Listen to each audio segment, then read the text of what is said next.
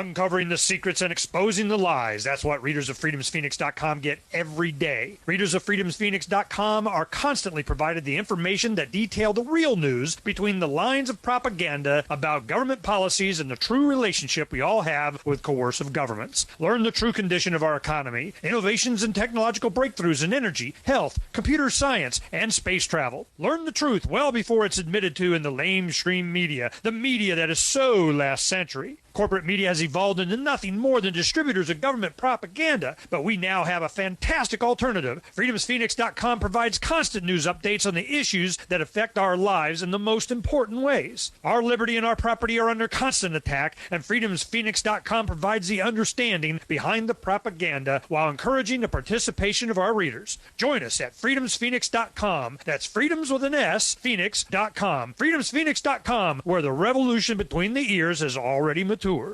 And now, live from the studios of Freedom's Phoenix, Ernest Hancock.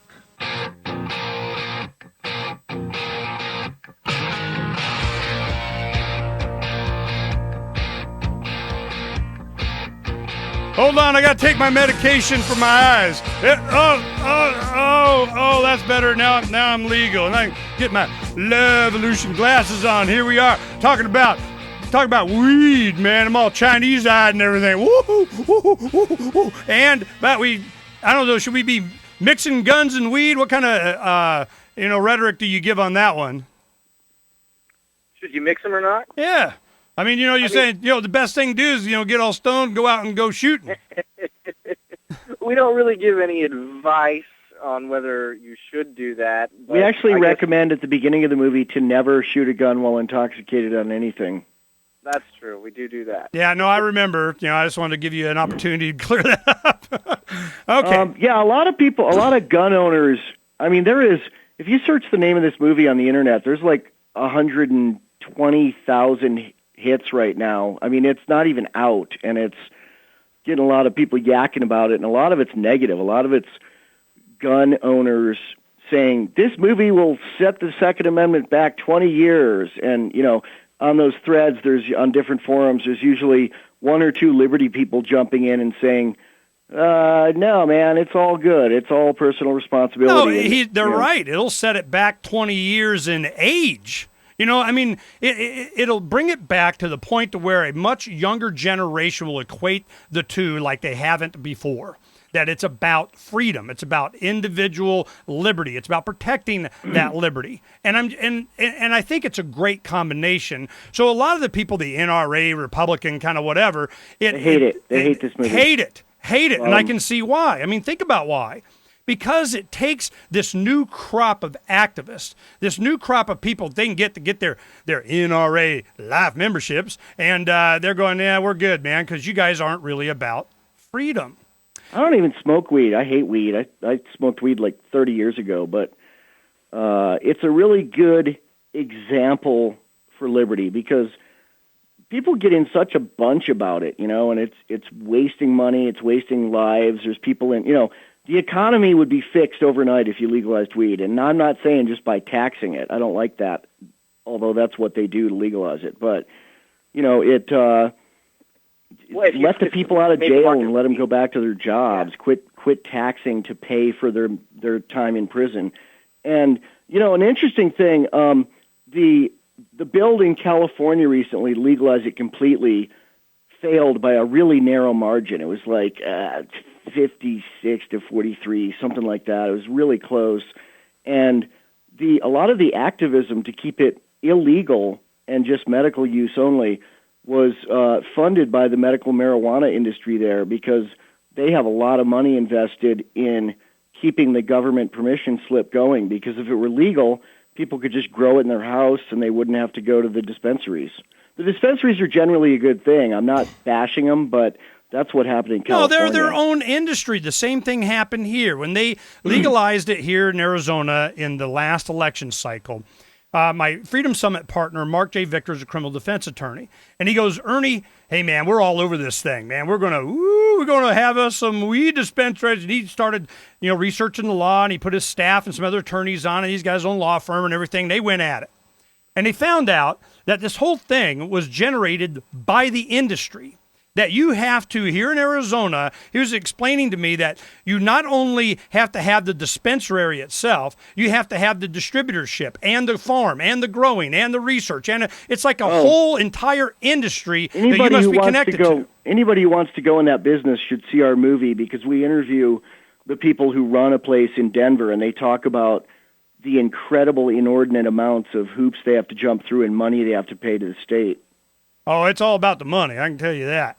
Now, the one thing that I wanted to get on is the guns. This is, it's interesting that you would have both of them, but they have a common theme. And the guns issue on this is, how is it been portrayed to be of interest and important to the younger generation? Because that's who this movie appeals to. You know, how is it that they would equate guns with freedom? I mean, I know that, you know, a lot of people would advise that they should, but, you know, what kind of response have you gotten from that?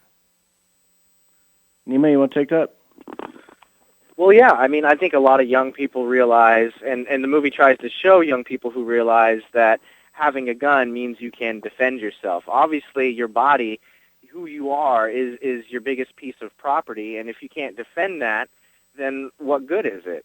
And so you take that sense of self-ownership, and I have this, I have to defend it, and a gun is the most self-reliant way to do that, and that gets them thinking about self-ownership in general, which we do try to make the seg and tie this to. Not only do you have the right to defend your body, you have the right to put whatever you want into your body. It's all one thing. It really all just ties back to, do you own yourself?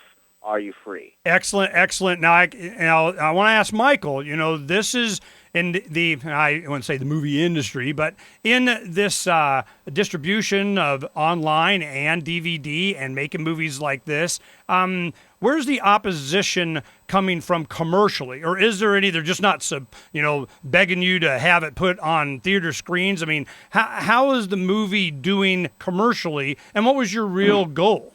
The movie's not even out yet commercially. The goal is to get it in front of as many eyeballs as possible, which is why we released it on BitTorrent and on YouTube before it comes out on DVD in March. But I mean, really, it's the movie is an attempt to deprogram people from public schools. You know, you have 12 years of public education, and then you sit down and spend 99 minutes watching this movie, and it'll undo all the bullshit that you learn in school. Oh, good way to put it, because that's exactly what it is. You know, as far as like censorship or anything like that, I mean, it's really, like I said, not out yet. I've gotten a lot of nasty comments about it, and we got a lot of praise about it too. But one thing that happened was there's this little micro cinema, art cinema in San Francisco that's been there for like 25 years called ATA, Artist Television Access, on Valencia Street. And they're friends of mine, and I actually learned filmmaking at this place. The first time I ever edited tape to tape was there in like 1986. You know, wow. They'd have little free and cheap classes for the neighborhood. And they showed two of my other movies, you know, 5 and 10 years ago, to like standing room, line around the block, sold out, have to add a second show kind of showings in this little 100-seat theater.